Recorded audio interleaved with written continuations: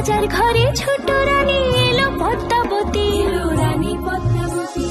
রাজার আরো 6টি রানীর ছিল না সন্তান, পদ্মাবতীর কোলালোতে মিলল সমাধান।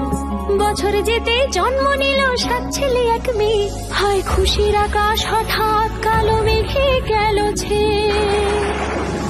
হিংসেতে যায় জ্বলে পুড়ে বাকি 6টি রানী, যুক্তি করে ঘটায় ওরা 7 কুমারের হানি।